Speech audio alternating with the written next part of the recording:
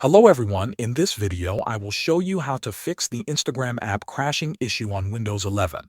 First, make sure the Instagram app is fully closed.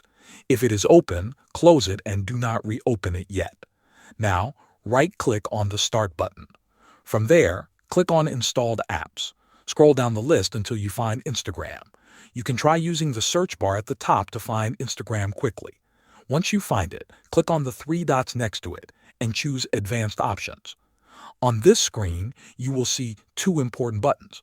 Start with the Repair option. Click Repair and wait for the process to finish. This will try to fix the app without deleting any data. Once it is done, try opening Instagram again. If the app still crashes, come back to the same screen and click Reset. Reset will remove the app data and set it back to default, but it often fixes crashing problems. After resetting, open the app and check if it works. If the issue is still there, the next step is to clear the Microsoft Store cache. Press the Windows key and R at the same time to open the Run box. Type WS Reset and press Enter.